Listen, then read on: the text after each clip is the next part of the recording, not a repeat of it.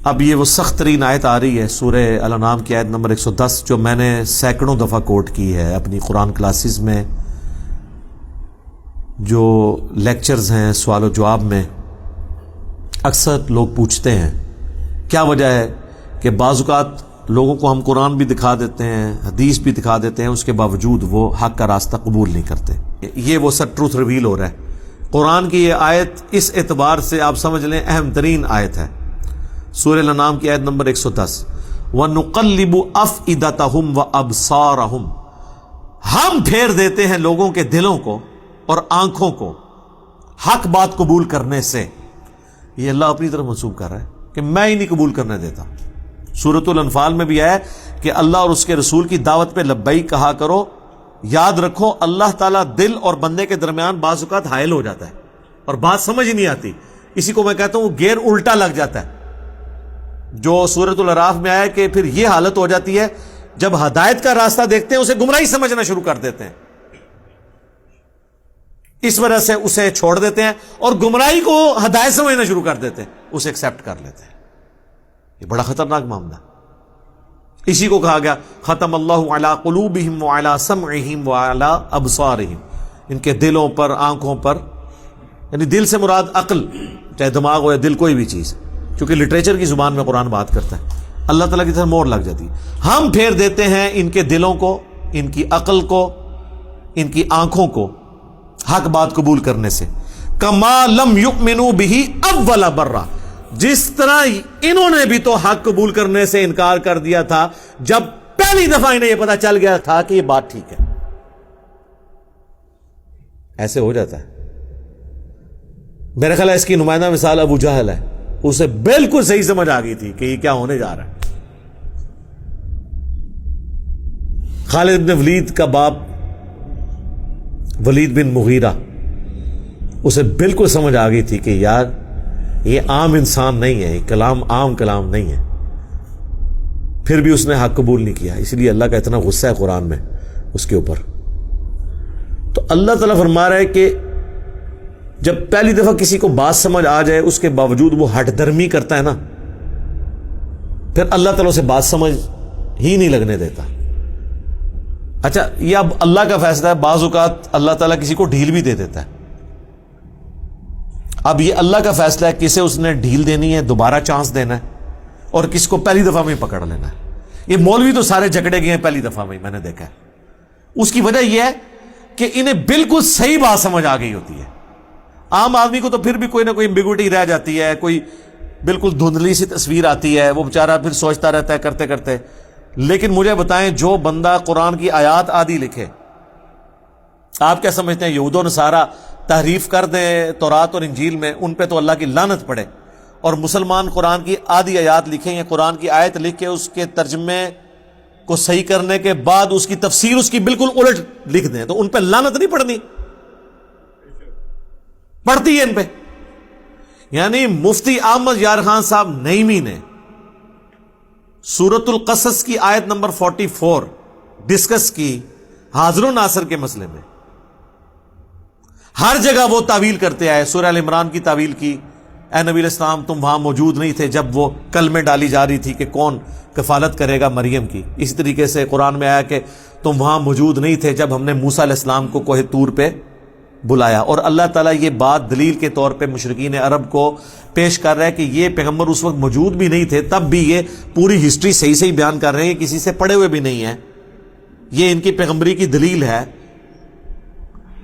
اس آیت سے ان کو یہ ٹینشن پڑ گئی کہ حاضر و ناظر کی نفی ہو جائے گی، کیونکہ یہ تو کہتے ہیں اگلی امتوں میں بھی حضور حاضر و ناظر تھے، تو ہر جگہ یہ پتہ کیا تعویل کرتے ہیں کہ اس در تو یہ آیا ہے کہ نبی وہاں موجود نہیں تھے، یہ نہیں آیا کہ دیکھ بھی نہیں رہے تھے، اللہ کے پاس تھے، وہاں سے بیٹھ کے دیکھ رہے تھے، اور آج بھی مدینہ شریف میں قبر اطہر میں ہیں اور ہمیں وہاں بیٹھ کے دیکھ رہے ہیں۔ لیکن قرآن میں ایک آیت ایسی تھی جو ان کی عقیدے کی موت تھی، وہ یہ سورہ قصص کی آیت تھی، اور اس کو تو اس آیت کو قرآن سے نکالنا تو ممکن نہیں تھا۔ ڈاکٹر سرار صاحب والی بات کہ اگر اس کتاب کی حفاظت کی ذمہ داری اللہ نے نہ لی ہوتی نا، کیونکہ اس کتاب کے بعد کوئی پیغمبر نہیں آنا تھا نا، ختم نبوت کی وجہ سے یہ متقاضی تھی یہ چیز کہ قرآن کو محفوظ کیا جاتا، تاکہ نبی کا خلیفہ دنیا پہ ہو قیامت تک کے لیے. انا نحن نزلنا الذکر وانا لہ لحافظون. تو اگر یہ نہ ہوا ہوتا نا تو مسلمانوں نے اس کے ساتھ کام ڈال دینا تھا, اور ابھی بھی صرف ترجمہ یعنی اس کا ٹیکسٹ عربی والا بچا ہوا ہے, ترجمے میں اور تفسیر میں انہوں نے اب بھی ڈنڈی مار دی ہے. اور اس کی یہ پریکٹیکل مثال وہ لکھتے ہیں وما کنت بجانب الغربی, اور اے نبی آپ وہ مغربی جانب نہیں تھے اس کوہ طور کی, اذ قضینا الی موسی الامر, جب ہم نے موسیٰ علیہ السلام کے اوپر وحی کی,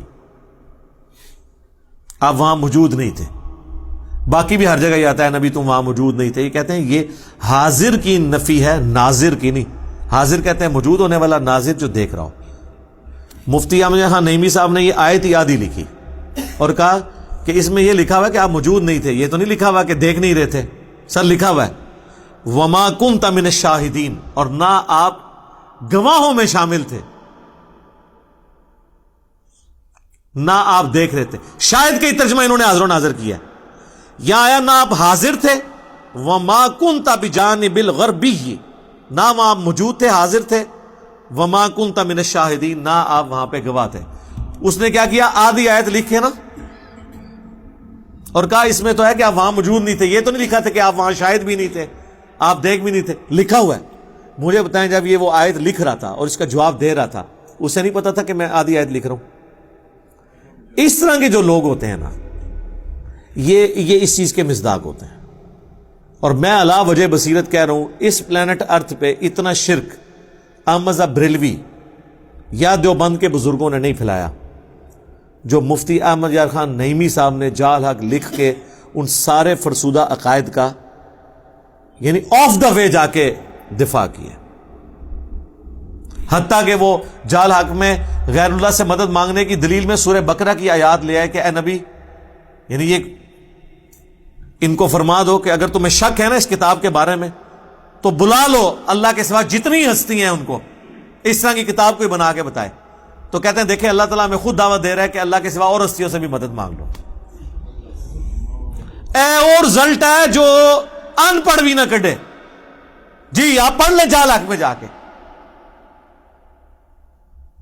اب یہ جب اب باتیں یہ بلنڈرز ہیں, اس کے بعد بھی اگر کوئی ان کے پیچھے آنکھیں بند کر کے چلتا ہے اس کا کوئی علاج نہیں ہے سوائے ایک اس سے بڑا علاج میں نے رکھا ہوا ہے, آخری علاج. وہ میرے پاس جو یکا ہوتا ہے کہ میں کسی بزرگ کی گستاخی ثابت کر دوں, وہ میں نے کر دی. اسی جال حق میں انہوں نے جو نور اور بشر کی بحث ہے نا, اس میں ان سے ایک بلنڈر ہو گیا اور وہ ہم نے پکڑ لیا. اس کے اوپر بھی یہ سارے آ کے لاجواب ہو جاتے ہیں. انہوں نے کہا قل انما انا بشر مثلکم, اے نبی تم فرما دو کہ انسان ہونے میں تمہاری طرح ہوں. ظاہر مرتبے میں تو ہم بھی نہیں کہتے, آپ جیسا مرتبہ کسی کا ہو نہیں سکتا.